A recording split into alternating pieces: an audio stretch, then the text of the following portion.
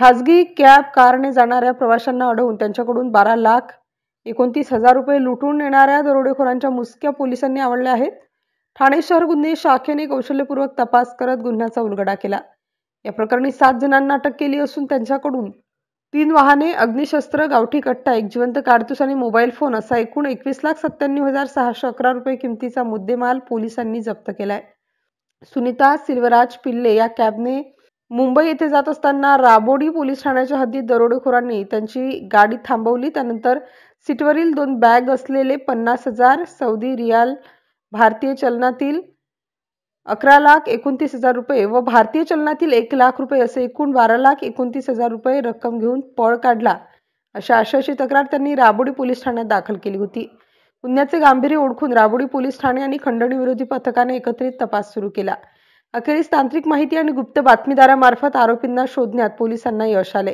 Policy खाक्या दाखविल्यानंतर त्यांनी गुन्ह्याची कबुली दिली. त्यानंतर त्यांच्याकडून गुन्ह्यात वापरलेली 3 वाहने, जिवंत कारतूस यासह एकूण 21,97,611 रुपयांचा मुद्देमाल पोलिसांनी ताब्यात घेतला.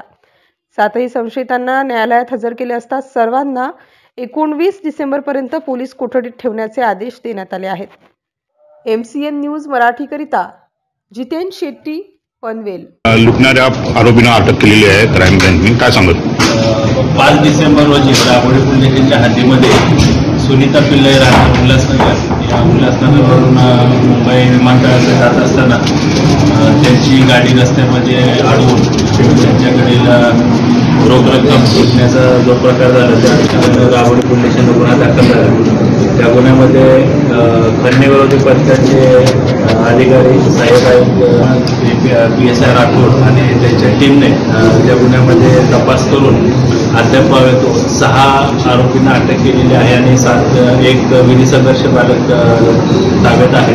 त्याचबरोबर या गुन्ह्यामध्ये एक इर्टिगा कार, 2 मोटरसायकल, 20 मोबाईल आणि एक गावठी कट्टा आणि त्याचबरोबर रोख रक्कम 8.5 लाख रुपये रिकव्हर केलेली आहे.